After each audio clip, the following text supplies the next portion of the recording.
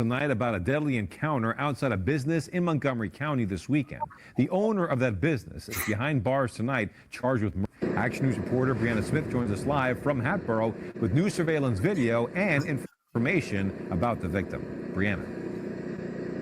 Walter, police say the two men had problems in the past. In fact, officers responded to that same area 3 times before for verbal disputes between the two, and they told the men to avoid contact with each other. But police say on Saturday, the suspect ended their argument by shooting the father of one.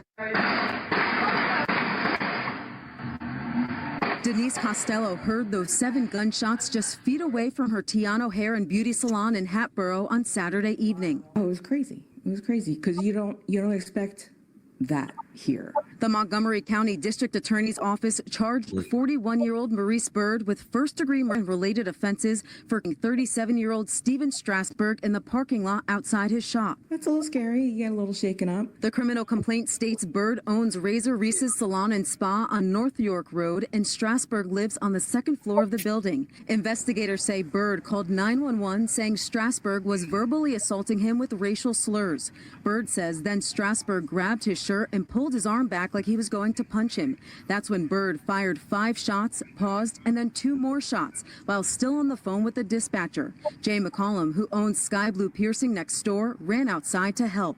I just kind of went into panic mode. I saw somebody bleeding. You know, I've got a shop filled with, things that can take care of that. And so I just ran and grabbed a handful of gauze, ran out and just held it on the wound on his face, and just waited there until the police came. Witnesses told detectives Strasburg was the instigator and charged at Byrd. Residents just wish their problems could have been resolved. I think it's terrible. I think that nobody should have to go through any of that. I just feel really bad, it was a horrible situation. Obviously it didn't need to happen, and my heart goes out to the guy, so it's really unfortunate. And Strasburg's family says he was a hardworking man and the rock of their family. Now, police say Strasburg did not have a weapon on him at the time of the shooting, and Byrd has a license to carry. Byrd is currently being held in the Montgomery County. All right. Peace and blessings. All praises to the Most High. And I'm doing an update on this story that I did a few months back because someone reached out to me from Hatboro, Pennsylvania, where Mr. Byrd, Maurice Byrd, who is a disabled veteran, a business owner, defended himself against a career criminal, Stephen Strasburg, after the two had a continuous argument for quite some time. Mr. Byrd, who was near his barbershop, called 911 and stated that Strasburg was attacking him, calling him the N-word, and had actually assaulted him before Mr. Byrd, while on the phone with authorities, pulled out his legally carried weapon and stood his ground. Now, a young lady reached out to me from Hatboro, and I'll keep her name anonymous because she saw the previous video and let me know that Mr. Byrd is slated to appear in court Monday, the 24th of July. And she was outraged because no coverage of this event or of this case has been put out to the public since probably that initial news story. Now, this happened in July of 2024. So this lady gave me some very important information about the case that I wanted to share with y'all. But first of all, if you see the news article, they're not really telling you who Stephen Strasburg really is. Now, if you remember from the last video, Stephen Strasburg actually served time for vehicular homicide in 2009 while he was drunk driving. And in 2015, he actually got another DWI, which is his 3rd DWI. But it's funny how the news people fail to mention that when they were talking about him. Only thing they said, well, he was the father of one. And they had the other guy garnering sympathy for him. Yeah, I just walked outside and I just held some gauze, and I'm sorry for the guy. And they show a picture with him and his family smiling, him on the beach doing all those things. But why? And I know why, because it's the narrative. But let me show you this article to tell you, first of all, who he really is. And then I'm going to tell you who Maurice Byrd really is. Now, this is the article from actually 10 years ago when he was 29. According to county prosecutor, the arrest occurred after Stephen Strasburg has served 3 to 6 years for vehicular homicide in 2009. Now, 6 years later, he was sentenced to serve 2 to 5 years with a consecutive 90-day sentence and related offenses stemming from his arrest on October the 5th. So this guy has had 2 DWIs and served sentences for 2 DWIs. And as you see, police pulled over Strasburg's vehicle on the date near Madison Avenue in Warminster and determined he had glassy, dilated eyes. Kohler said Strasburg tested positive for having iron in his system at the time he was driving. The prosecutor added that he had 5 times the prescription dosage of iron in his system. She said the concentration was about 400 milliliters. A level of 200 milliliters is considered toxic. 600 milliliters is considered a fatal dose. Now, that article, once again, is from 2015. So here you have a man who has already took the life of one. And that, as that article said, it's surprising that he didn't take the life of somebody else, because at the time he was driving, he had almost enough substances in his system to eradicate himself. So mind you, he served time for that as well.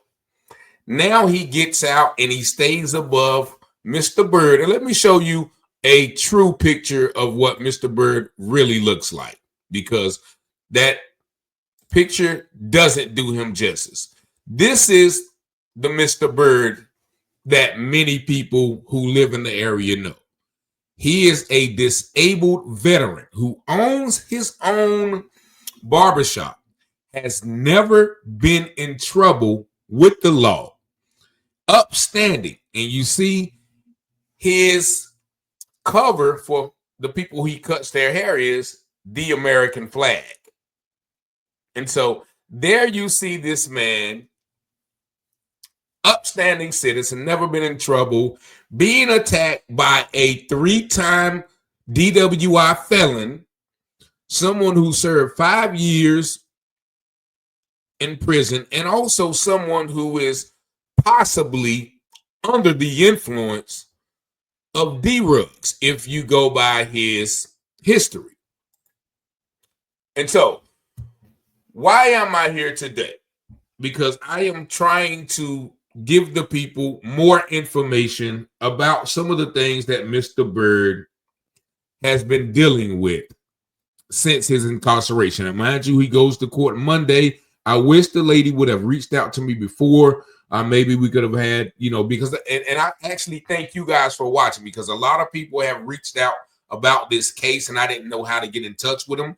Now I do know how to get in touch with him. I have his father's number, I have his pastor's number, I have his friend's number, and I'm able to get all of the information to the people who I needed to get to.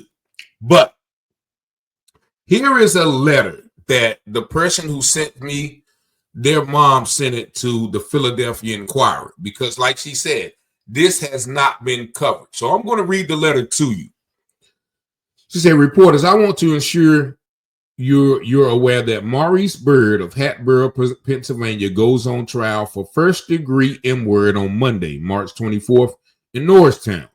I know the Inquirer covered this when it first occurred, but nothing since then. I call on you to do more reporting, especially in light of the upcoming trial. Byrd is the salon owner who unalived his aggressor after the aggressor called him a dirty N-word and attacked him. Byrd, a black disabled Army veteran, unalived the white aggressor with his license to carry gun while on the phone with 911. Now she goes on to give more insight of who Byrd really is. Byrd served 2 tours of duty in the Middle East where he sustained a life-altering injury. Byrd's disability left him much more vulnerable to an aggressor. The victim, as I just mentioned, has 3 DUIs on his record, including a vehicular homicide. In contrast, Byrd was never in trouble with the law. Now, here is something that, is another thing that Byrd is dealing with. Byrd paid a $20,000 retainer fee for a defense attorney. The attorney subsequently died last year, leaving him at the mercies of a public defender. Byrd has been incarcerated since it occurred 2024. Now, the lady goes on to say, frankly, I can't believe the public isn't outraged about this case.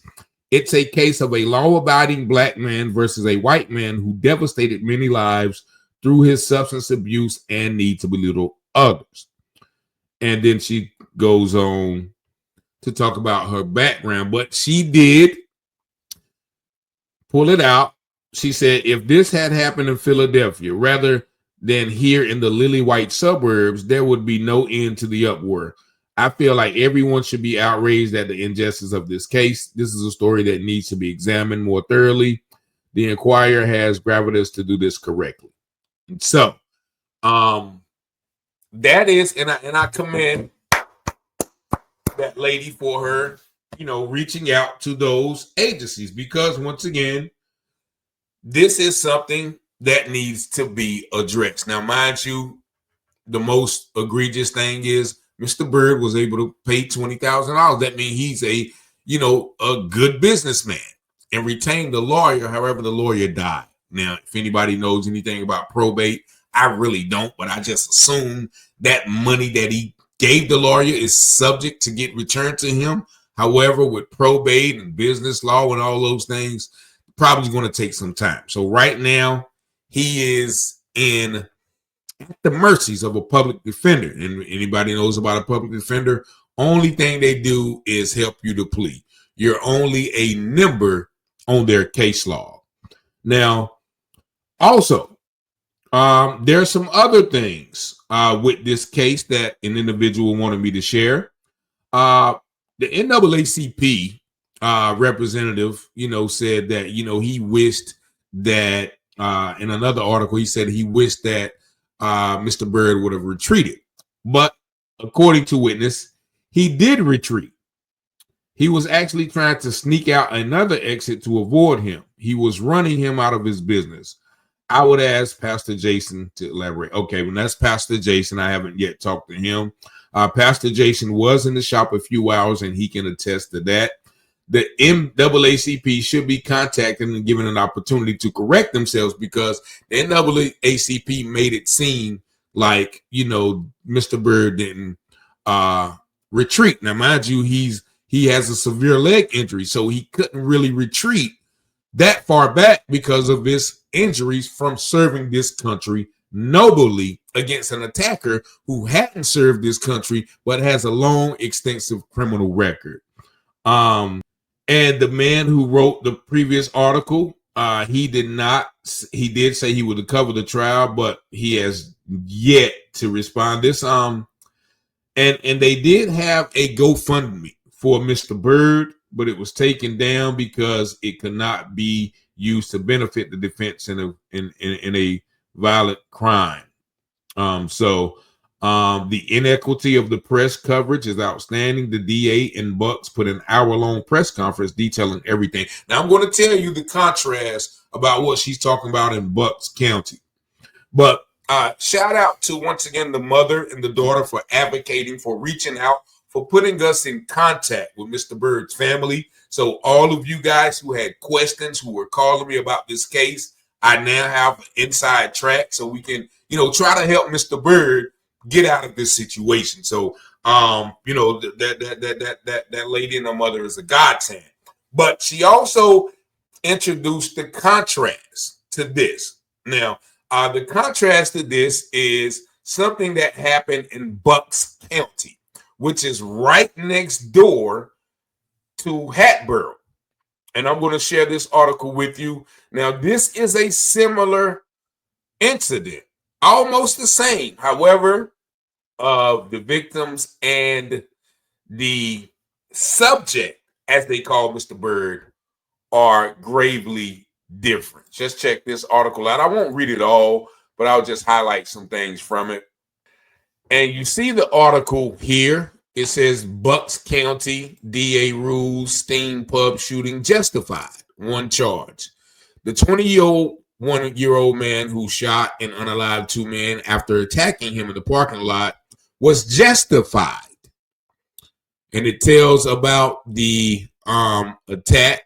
Says the three men pummeled Hughes during the attack, punching and striking him. Hughes reached behind, with his right arm while being attacked and was able to get his hand on his weapon that was between the driver's seat and the center console. He warned the assailants that he had a weapon and told them to stop. The men continued the attack, and Hughes opened fire, unaliving two of the assailants and injuring a third man. Now, they arrived and found Stephen Payne Bianco, Raymond Farrell, unalived, and Richard Bowman sustained a wound and was treated. After he called 911, he remained on the scene until police arrived and cooperated fully with the investigation. The medical records show that Hughes' injuries included an acute post-traumatic headache, basically a headache, a concussion, left ear contusion, split lip, bloody nose. Basically, he just got beat up and he pulled out his weapon. They concluded that it was reasonably justified to use that kind of force. They had the video of them. And she did send me a picture of the young man, and I didn't upload it. But the man was clearly not that much beat up. But here we have a clear situation. And that young man, of course, was a 21-year-old white boy. And, the victims, I don't know their races, but once again, it is a similar situation. So, Mr. Byrd, and there you see him once again, is currently behind a rock and a hard place, and he needs our help. Hopefully, I may be able to, speak with his family, speak with his pastor and his significant other sometime during the day. But this is something, that, is a travesty. This man served his country decoratively, sustained injuries, and is a business owner who has repeatedly had problems with this guy. And he was actually on the phone with 911 when the incident happened and telling them, and witness say, even in the article, you heard them say, witness say that Strasburg, the drunk, the addict, the one who've already taken one lives and didn't learn his lesson and went out and did it again, that guy, and anybody knows drunks, they can be very belligerent, forceful, and sometimes you got to put hands on. Now, unfortunately, Mr. Byrd wasn't in a physical capacity to put hands on him. So he had to use his second best option, which was standing his ground. Nevertheless, he has been charged with first-degree crime, which has put his, business in array. I think that the lady said he had to close his barbershop down. His family, his mother and father are in a bad place. They're possibly older. He's 40, so his parents probably like my age, 60 or 70, my parents' age. So that is a tough thing for them to do. And then, of course, his lawyer expired. The man he gave $20,000 to, so he doesn't have the financial means to hire another attorney. And so y'all can reach out. I'm putting this out tonight is Friday the 20th. Hopefully, Thursday the 20th. So hopefully, I'll be able to get more information, before the trial starts. As the trial go on, I might even, take a trip up there, to see firsthand on why the news is not covering this. But we all know why the news is not covering this, because it doesn't fit the narrative. And we all know why Mr. Byrd is in jail and 21-year-old Langston Hughes, and I know that's not his first name, but 21-year-old Liam Hughes, whatever his name is out free and living his best life. And so I definitely wanted to give you an update on this. I want to bring you some more coverage of this story as details unfold, but I thank y'all for tuning in. If you want to reach out, y'all see the number, 919-587-7782. And once again, prayers for Mr. Byrd, but extreme gratitude for the lady who reached out. You know who you are. So I thank you. I thank you for all you're doing for Mr. Byrd and trying to bring exposure to this travesty, this miscarriage of justice. And hopefully we'll be able to bring enough attention to this so that our brother won't be railroaded by a system that is sometimes one-sided when it comes to these matters. Peace and blessings. Y'all have a blessed day. Woe to those who pervert justice and deprive the poor and take away the rights of the poor from the needy. That's Isaiah 10:2. Peace and blessings. Y'all have a blessed day.